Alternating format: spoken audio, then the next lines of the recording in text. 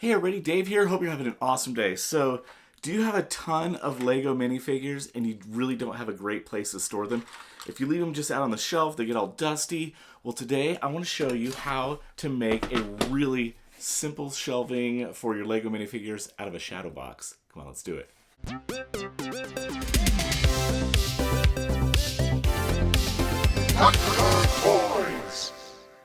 Alright, here is the frames from IKEA. They are 9 by 9 inch. I did get these at a yard sale. I got 5 of them in one shot. So the nice thing about these frames is they do have these little inserts that will be my spacer. Now, they make all different size frames. So as you're doing this project, just pay attention to your measurements. You don't have to follow mine exactly, but this is just kind of a rule of thumb of how I'm doing it. I'm going to use a piece of foam core as my backer. I just removed the original backer, and I'm going to use this because I'm going to be gluing onto this. Now here I'm just measuring out a 9 inch by 9 inch square, and that will become my backer. All right, so the materials that you're going to need: foam core, paint sticks, shadow box, X-Acto blade, and some glue. Now as you're cutting with an X-Acto blade, make sure to have a really sharp blade so you can cut through. Don't muscle through this, let the knife do the work, and it'll cut right through after a couple scores. I got a little goober on this side, so I'm just gonna flip it over. That side should work perfect. Now what I'm doing is thinking about how I wanna lay out my shelves. I think I'm gonna start my first one smack dab in the middle, so that's gonna be at 4.5. So I'm just kind of marking my little lines, I'll scribe it, and this allows me to see where to glue the paint stick down in the exact location. Now, as you're building yours, I would recommend looking at your minifigures because all the minifigures are different sizes. So you might have some taller ones and some smaller ones. You may end up with only 2 shelves, depending on the size frame you get. If you get an 8 by 8, maybe only 2 shelves would fit. But for me, I was able to get 3. I'm going to mark about 2.25 at the bottom.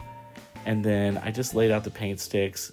And just again, kind of getting a visual layout of where I'm at. And then I ended up doing 2.25 from the top, and that became my 3rd shelf.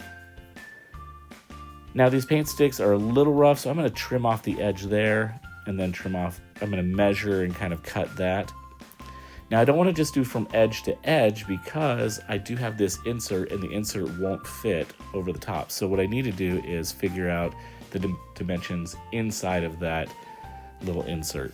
I scribed a little line here, but it didn't help me, and you'll see in just a second. Got this cool little chop saw from my dad for my birthday, but it's a little too small. So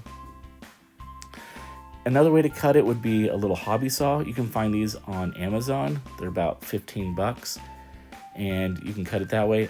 I happen to have a chop saw down in the garage, so I'm gonna run downstairs really quick and cut this on my chop saw. Now that the parts are cut, I am going to just paint them. Now, you can use some just black acrylic and brush it on. I was finding it was taking a little bit longer than I wanted to, so I just ran downstairs and spray painted them. And once those are done, I was like, are you kidding me? I am an artist, not a mathematician. So I redid all those and we're back in business. I'm gonna glue the back onto my spacer and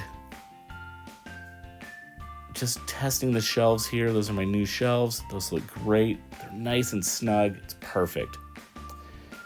So before I glue it though, I am gonna put the spacer in. I wanna take the foam core and see how the foam core is gonna rest. And I ended up thinking, I'm gonna let the foam core sit on the very bottom of the frame, and then I'll be able to glue it right in. So taking some super glue. Again, I'm using CA glue or super glue, but you can use Elmer's glue. I did about 5 of these, and I did different types of glue. It worked fine. This is after letting it sit for just a few minutes. I didn't do too much super glue because I didn't want it oozing through the cracks. Putting a little bead across there. I'll run a little bead up the wall as well, just so it has some support on the back and on the sides.